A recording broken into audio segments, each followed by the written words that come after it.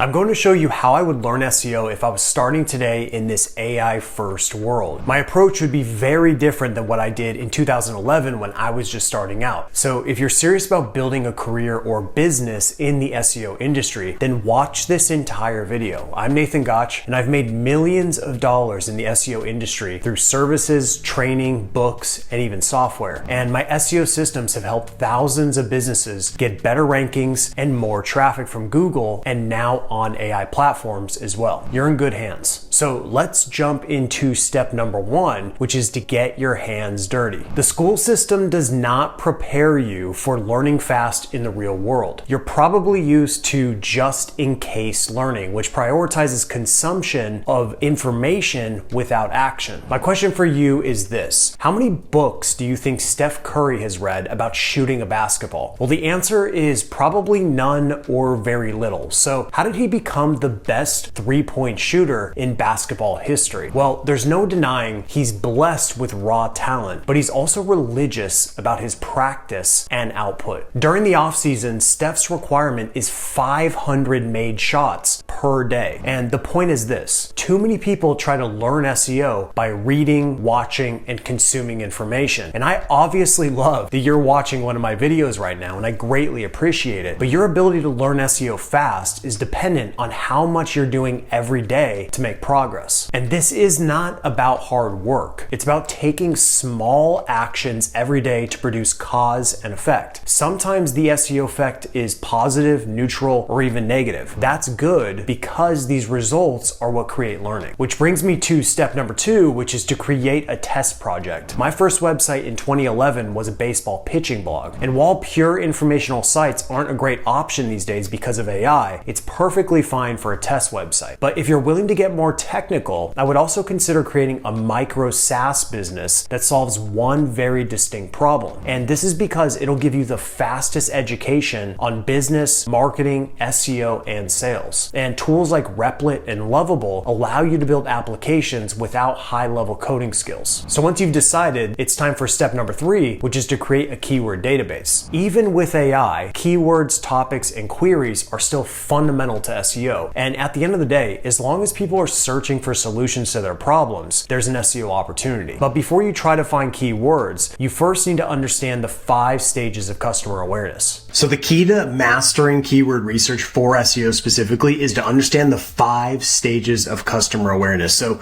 this is what it traditionally looks like, but I want to show you my own version of this. So traditionally what you see here is, you're going to go from the top of the funnel and you're going to work your way down to the most important queries, the ones that are actually going to drive revenue. We don't want to do that. What we want to do is we actually want to reverse this, and we want to start all of our efforts here at the bottom of the funnel, because we're going to build our whole strategy from the bottom of the funnel, and then we're going to work our way up. So in essence, what we want to do is we want to target keywords that are very close to a conversion, very close to actually generating real revenue. So let me show you what this actually looks like. So I call this topic domination. It's very simple. You're going to pick a core keyword like this, and then you're going to focus on your owned assets and even your rented assets to attack that one topic. So what this looks like is at the initial level of this is we're going to focus on queries that actually have our brand in it. So in the case of rankability, we're going to focus on rankability pricing, rankability content optimizer, rankability score, and so on and so forth. And the idea here is on the rented assets, these are going to be, our YouTube channel or LinkedIn or TikTok or whatever it may be. We're looking to drive branded searches, which we know likely are a Google ranking factor, whether direct or indirect. We know they likely influence performance.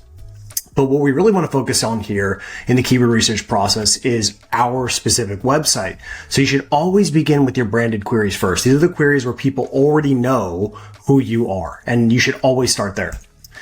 Then we're going to go into product aware. So we're going further up the funnel. And as you can see, now they're starting to, they're getting very close to a conversion. They're looking up reviews. They're looking up alternatives. They're looking at your brand versus another competitor. Okay. These are really important keywords they want to be showing up for. And once again, the conversion mechanism that we're going to go for here is like our core conversion objective.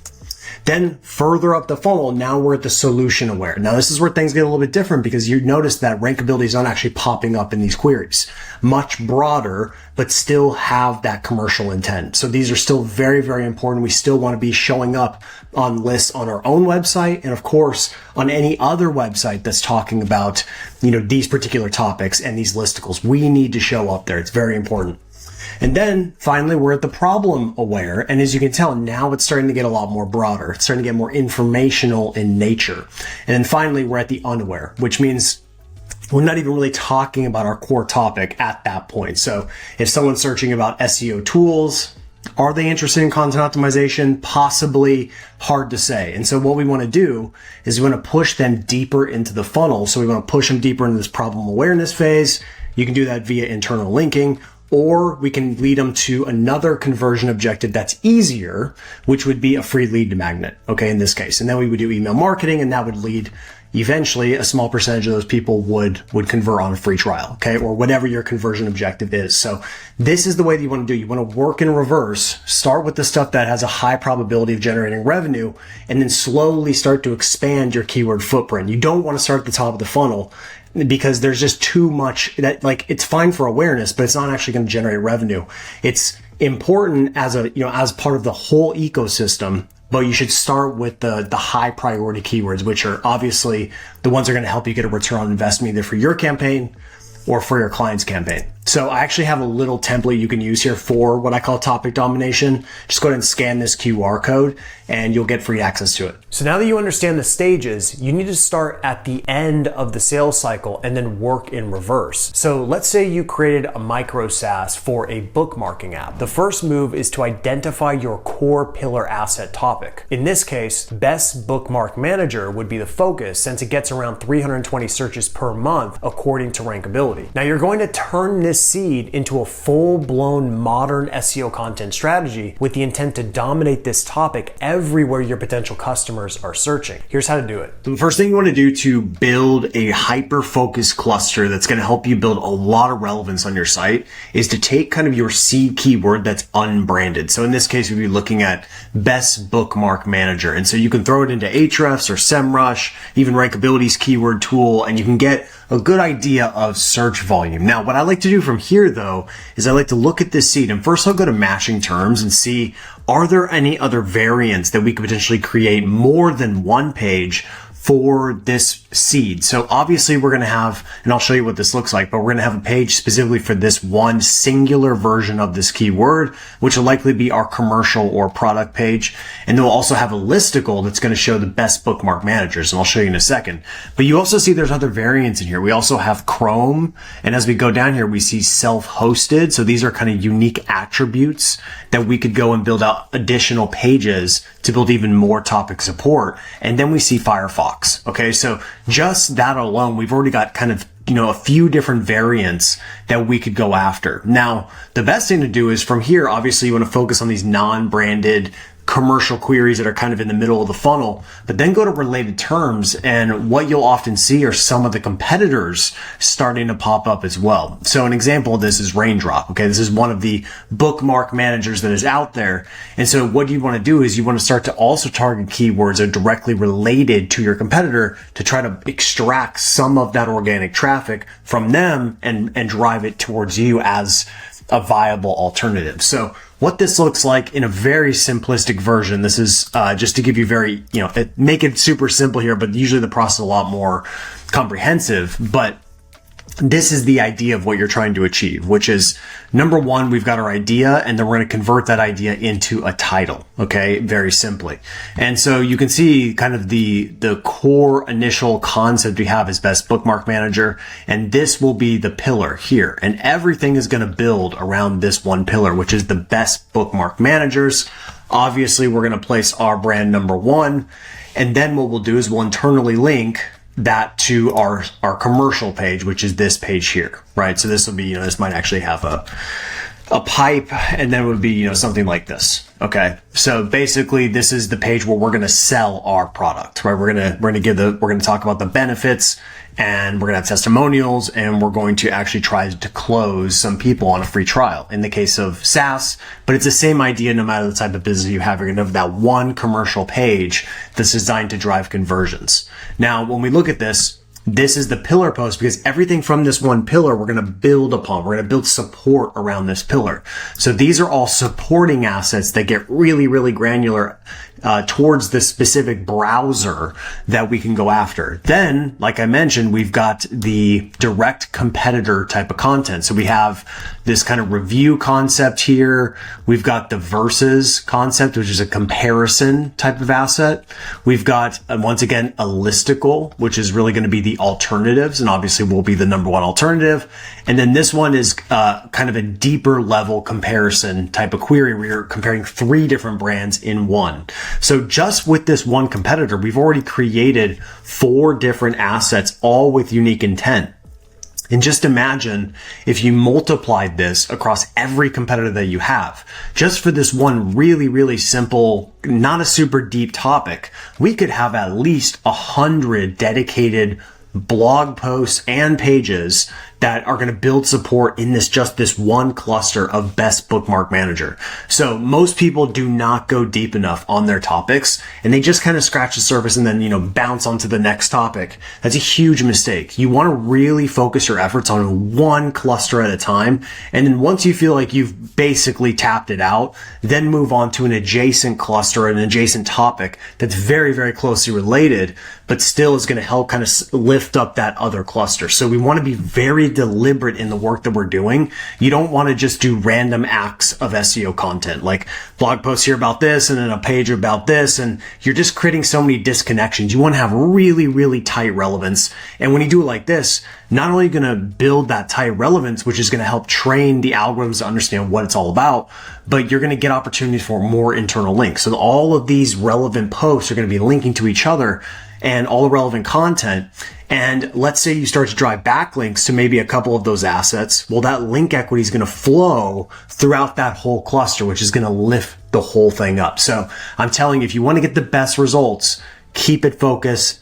Focus on one topic and do not deviate until you've actually nailed that whole topic. So even if I give you the core fundamentals of SEO, you're still going to hit roadblocks because each campaign and situation is unique. That brings me to step number 4 in the SEO learning process, which is just-in-time learning. Instead of consumption without action, you're going to act, hit a roadblock, seek out a solution for that specific problem, and then keep acting. Simply repeat this process over and over, and you'll quickly learn SEO. Now, the question is, what career move should you make once you're relatively confident with your SEO skills? It depends on your life situation and risk tolerance. Let me show you a proven path that's somewhere in the middle on the risk versus reward scale. So start by landing an in-house SEO job at an agency because it'll expose you to many different campaigns and teach you how to work with a team. Then move into being an in-house SEO at a company. This is different because you'll be able to focus on one campaign, but it also adds company dynamics like having to sell SEO initiatives to stakeholders and trying to get buy-in. Once again, teaching you new skills. Now, to be fair, I didn't take either of these paths. When I moved to St. Louis in 2013, I applied for every SEO job I could find, and I got one interview and didn't get the job. So I did what most sane people would do and became an SEO freelancer. Fortunately, within 6 months, I was making over $10,000 per month and ended up making over 6 figures in profit in my first full year in 2014. But I was single, had no kids, and very little responsibilities. I could take this type of risk and there was very little downside. Not everyone is in that position, but if you have the entrepreneurial itch, you don't have to burn the boats. You can ease your way into it. Keep your day job and your primary cash flow source while you build your new revenue stream. If you're interested in this path, get my book, The SEO Entrepreneur. It shows you how to start an SEO business from scratch, and the principles still apply even in this AI first world. So with that said, you need to weigh the pros and cons of being an SEO employee versus being an SEO entrepreneur. So whether you decide to work in-house or decide to go the SEO entrepreneur route,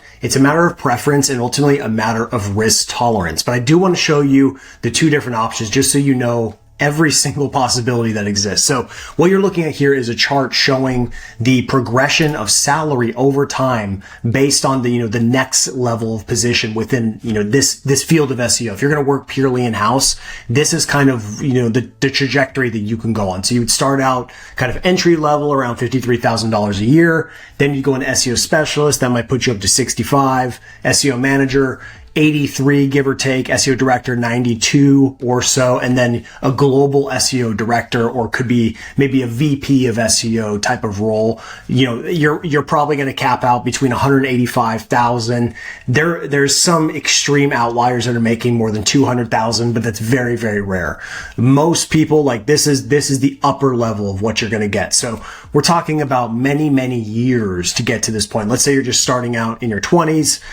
It's going to take you, 5 to 10 years of dedication to get to this level, like this SEO director level. So that's the downside is, it's going to take a lot of effort, a lot of time. And then on top of it, let's say when you do reach the, top of the mountain, in the case of SEO, you are going to hit a ceiling. You are going to hit a wall. It's just inevitable. So the only way to continue upward is you would have to transition out of just being SEO and obviously expand into maybe a digital marketing role that has more responsibilities, which then obviously with more responsibility typically comes more pay. Not always, but that is the idea. Okay.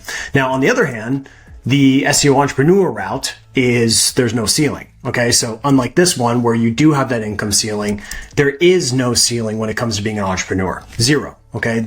But the thing is, it's really risky compared to just being an employee. Okay. An employee is a much safer path on paper, but keep in mind, you can still get laid off. You can obviously still get fired.